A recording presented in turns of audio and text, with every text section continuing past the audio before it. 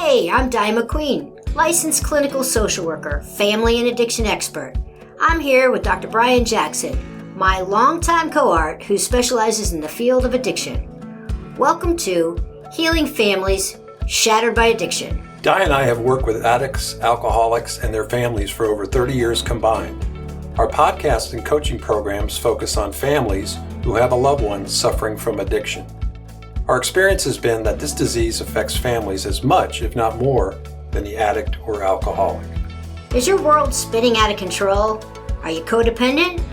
Are you experiencing worry, loss of sleep, and difficulty concentrating? If so, you're in the right place. Brian and I have both personally lived it, learned it, and now we're going to teach you tools and techniques on how to get your life back that you thought was shattered by addiction. Okay, let's dive in. Brian and I are so excited to introduce to you our new sponsor, Lakeview Health. They are a wonderful residential treatment center. Whether it's the family member who is looking for a place or the addict or alcoholic themselves, this would be the place that we would refer them to. Brian, you have many years of experience with Lakeview. Yeah, Lakeview Health is a center of excellent addiction treatment. They take an evidence-based approach, medical approach to treating this complex brain disease. They hold the Joint Commission's Golden Seal, and they were voted one of America's best treatment centers by Newsweek magazine. They deliver dual diagnosis, gender-responsive, and trauma-informed care at their gorgeous facility here in Jacksonville, Florida. But they do see people from all over the world do come here to Jacksonville to go to treatment at Lakeview. Their levels of care include medically supervised detox, which a lot of people do need. Then they stabilize them in a residential rehabilitation and partial hospitalization program. They have board-certified physicians, master-level therapists, and they work to address the unique needs of each patient. So in other words, it's not a cookie-cutter program. They help individuals build skills for long-term sobriety. So if you or someone you know needs treatment, please visit their site at lakeviewhealth.com. We also have a hyperlink on our website at familyandaddictionexperts.com where you can just click and get some information about Lakeview Health. And Di, I think you have a number for people to call if they would like to inquire about treatment. I sure do. That number is 888-480-3799. That's 888-480-3799. Give them a call.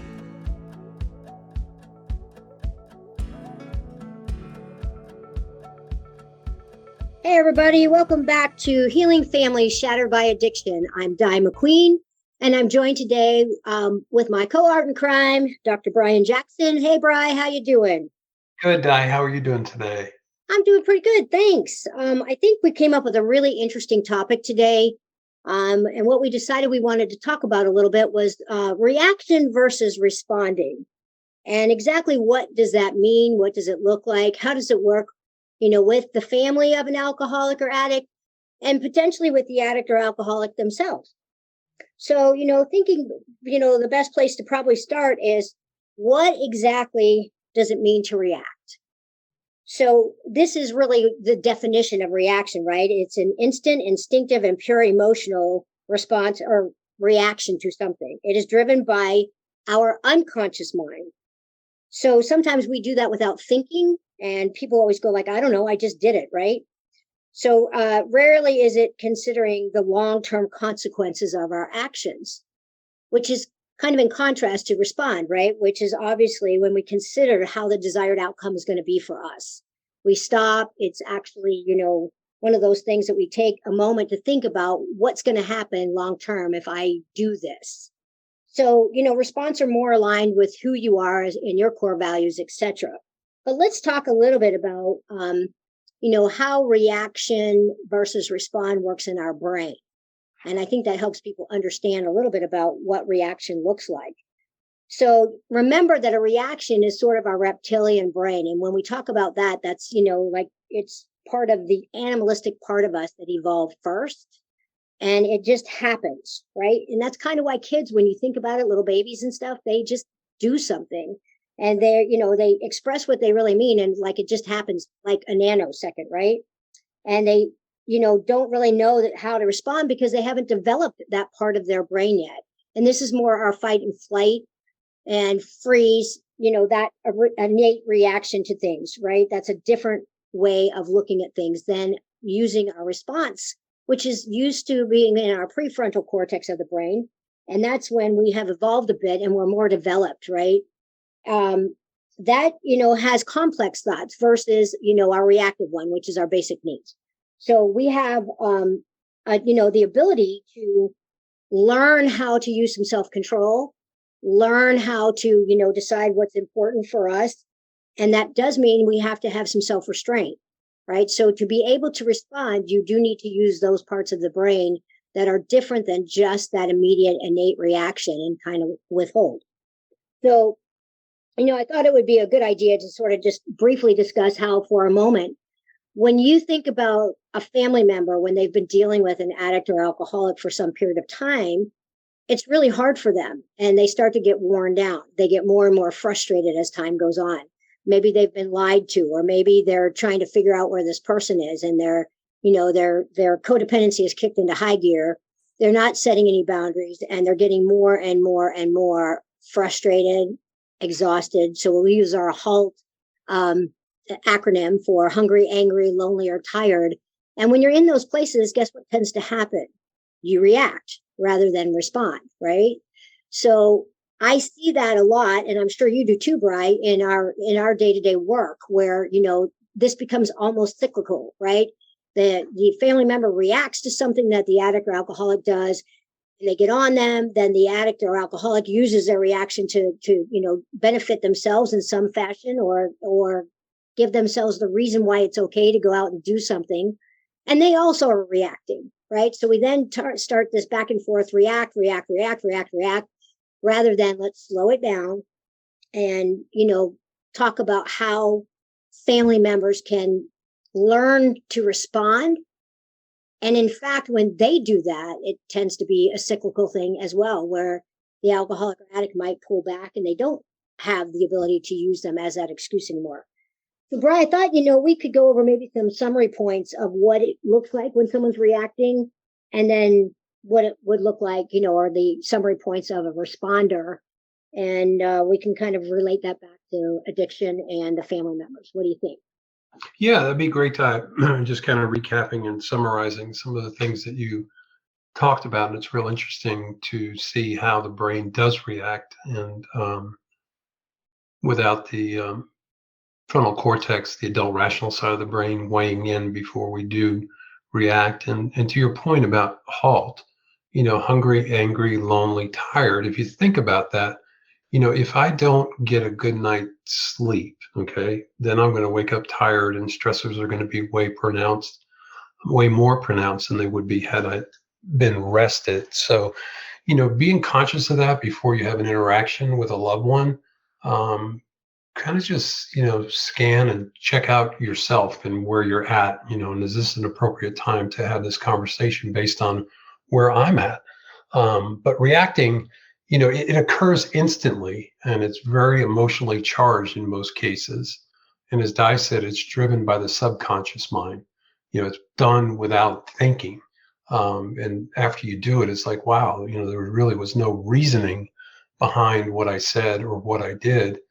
And when it happens like that, there really is no regard for the long-term consequences. So you could say something that you truly didn't mean or didn't want to say, and then the other person hangs on to that for a longer period of time. And it's out of character. We meet so many people, family members, that, the sweetest, nicest people in the world, but they get so frustrated with this whole addiction thing, and they say or do things that are totally out of character for them.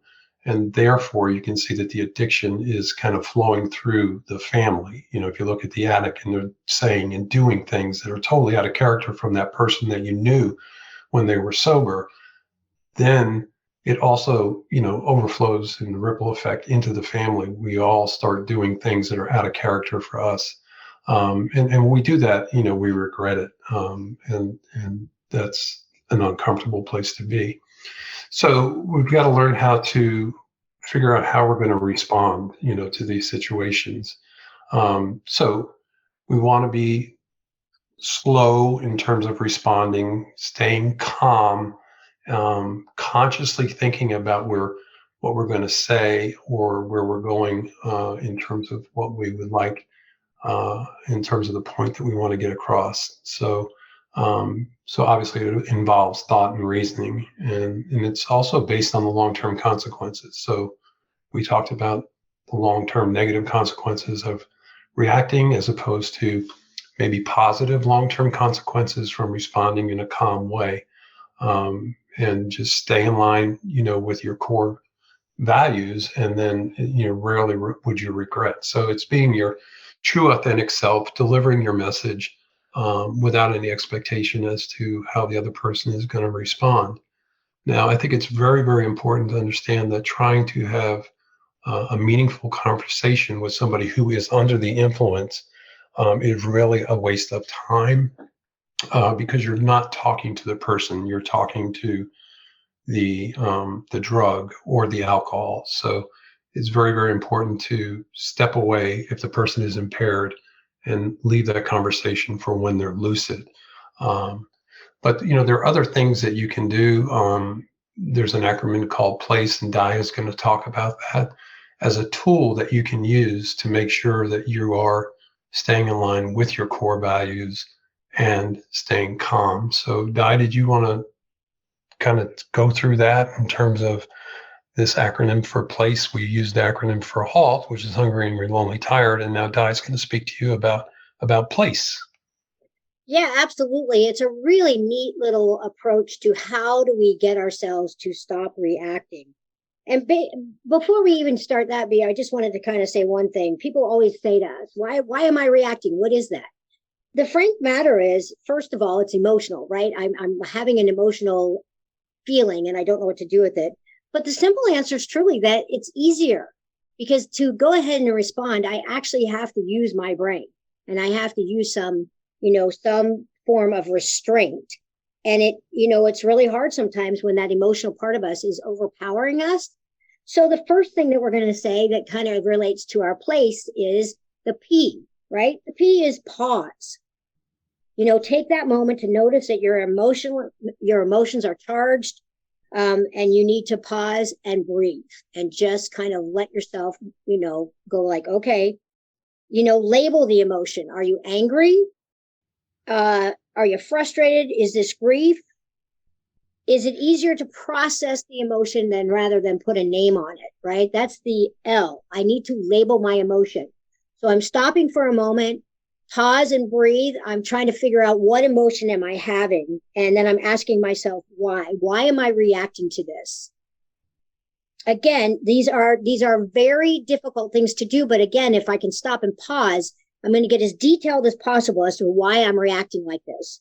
The question can be something as simple as, from where I came from, and my addict or alcoholic is driving me crazy at this moment because they've done this 18 times and they lied to me again or whatever. And so I know where this is coming from. I'm angry. I don't know what to do with this anger. So I have to stop, choose a mindful response. That's my C, right?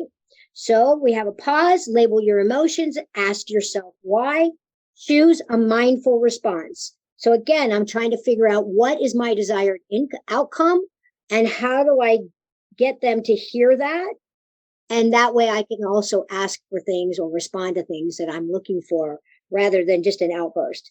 And lastly is empower yourself. You notice how much better when you feel when you respond. You're in a place of real mindfulness. So this is sometimes why we start to do mindfulness training. And we're not negative about that emotion that we just displayed. So at least whether or not you come out with the outcome you want, you'll feel a lot better about the fact that you slowed yourself down. So let's go through it one more time. We have place, pause, label your emotions, ask yourself the why, choose a mindful response, and empower yourself to know that you did something in a calm, rational manner that made sense to you. And again, we may not always get the response we want, but we're going to get a much better response than we would. So B, why don't we give an example of something like, how a family member might react to the alcoholic. and what a clearer response might be, Well, I think that sometimes, like you said, we can get so frustrated that we get angry, and we can almost get to the point of rage in terms of, um, just being so frustrated, as you said, with the whole situation that we scream and holler. Well, that's threatening to the other person, and I don't know that you're going to get your point across. So I think what's really empowering, and the point of understanding this response thing, I don't mean understanding, obviously you guys understand it, but changing the way you communicate with the other person. You might be in a rhythm where there's been sparring. People know which buttons to push to get a reaction. If you disarm the other person by not reacting the way you used to in an unhealthy way, you now are able to think clearly and deliver what you want to deliver. And it sometimes is very, very eye-opening to the addict alcoholic that's been used to you arguing with them. Like, heck, what the heck's going on here? He or she is not screaming or hollering anymore. They seem calm. I don't have any more control over this situation where I knew the buttons to push so that there would be screaming and hollering, and therefore I could just leave and go use. So I don't know that that's a specific example, Di, but I can tell you, if you stop to dance the way you used to with them, which was not working, this gives you an opportunity to protect yourself, deliver your message, and what the person does with it is up to them. But at least you delivered it as your true, authentic self, as opposed to somebody who's a rager. You're not a rager. Absolutely. And, let's even go a little step further. Remember that the family member has been dealing with this for a very long time. So, for all your family members, don't shame yourself because you've been reacting. First of all, it is innate in a lot of us. And is there ever a time that it's important to react? Of course. Let's say, for instance, the alcoholic or addict is getting fired up and they start to throw a punch at you or something like that. That's a time when reaction is a good thing, right? Like, get the heck out of Dodge quickly and get yourself safe. Those are the situations or vice versa. The addict or alcoholic might be getting it from the family member, to be honest with you. And, we do know our other side of the street can sometimes get really reactive, and they can be the ones causing it. But, a lot of times people ask me, why is it that I'm reacting so much? And, the idea is it's some form of trauma in a much smaller sense of the word, than a lot of people realize. That if I'm seeing this behavior over and over again, in some fashion, it is almost traumatizing to the person who is receiving this over and over again. And we tend to, when we are triggered, quote unquote, we have a reaction. And that's based on the fact that I have not the ability to pull myself away from, but rather, I might be in a state of mind where this has happened so many times and I don't know what to do because I have not worked with someone on how to pull myself away from and be able to respond. And one of the things that Brian and I do pretty early on is start to teach people how to respond rather than react. The whole dance changes. And that is something that Brian mentioned. And I think it's really important that, when you are able to start to do that, you can also then again see your addict or alcoholic as a person rather than a thing or a being, right? And we start to look at them like they're a monster of some kind. And it's not true. This person has a problem, or, we call it a disease, and they need help. But the other side, our family side and our family members also need help. And, it's a really important characteristic in recovery to learn how to respond and with dignity and grace, and to slow the whole process down so that everybody can be calmer. And when things are calmer, we can have reasonable conversations. We can maybe even, let the person know how important this is, that they go get, acquire some help, etc. So, that's when I think it's very important to start to understand why reacting versus responding in our addictive world is a really, can be a very dangerous place to be.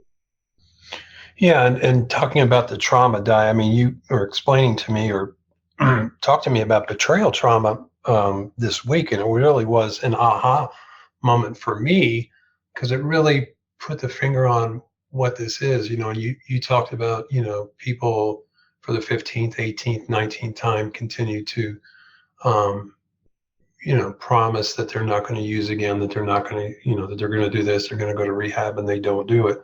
And obviously the family members feel betrayed.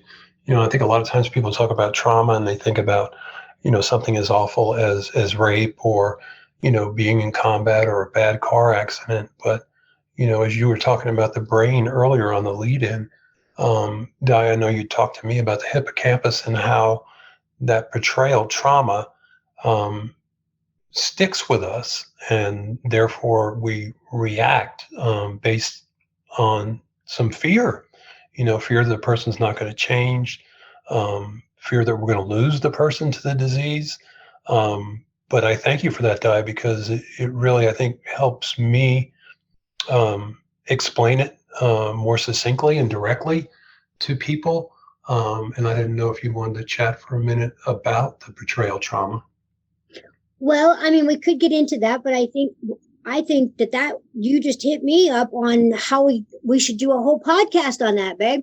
I think that would be a really good one. Yeah. So, but basically, in like a quick sentence, when you think you have a world and it's lined up X, Y, and Z, and someone takes and throws that world into ABC, it's confusing. Right? It's disconcerting. It makes me believe that what I thought I knew, I don't know. And what I thought I was safe with, I don't have that safety anymore. And so when what the alcoholic and addict has to remember is that the family is that person who has been traumatized over and over again. And they don't look at it that way, but that is the truth. And the person that is on the receiving end of that is really fighting a war of their own within themselves, going like, I don't understand why this person doesn't pay attention to me anymore, why they can't hear me. Why am I, the last person that gets any of their attention? Why can they be this way when they're out with, out and about, and why they can't be? But we'll talk more and more about that. But I certainly it really relates to, and there is definitely a succinct reason why people are reacting. And it really is that they're at their sort of last straw. And it's really hard for them to do anything but become emotional. So I think the best thing they could do, and B, you probably agree, is go get some help, right? You can talk to one of us, but there's lots of, good family therapists out there, or coaches, and, even going to some Al-Anon meetings or getting some information online or joining a group. I think it's really important. B, I know you love to give them all our websites and all that kind of good stuff, because I'm not very good at that stuff. So B's really good at that. Yeah, I'd be happy to do that. I'll be happy to do that. And so we just want you to know that this is, I think, our 10th podcast. Congratulations, Di. Yay. And so we have our previous podcasts on our website, which is www.familyandaddictionexperts.com. That's www.familyandaddictionexperts.com. So when you get on there, you'll see a little bit about us, what we do. But there's also a family survival kit, I guess, or family information on there that you can download their PDF files, and you can also listen to our podcasts. And if you have a question for us about, well, anything, I don't know that we can answer anything, but we'll do our best. You can email us at info@familyandaddictionexperts.com. Again, that's info@familyandaddictionexperts.com. And I guess that's about it for today. Sure. You can always follow us on Instagram or Facebook. We love that too, but we certainly are here to help in any way that we can. We loved seeing families come back together. That makes both Brian and I's heart really fill up.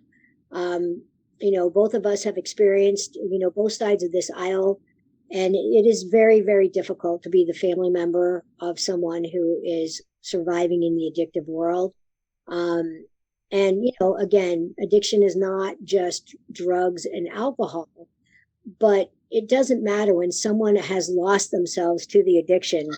The family suffers, and the family doesn't need to suffer. They just need to understand. So we're going to help teach you how to respond rather than react. And thank you guys again. I'm sorry.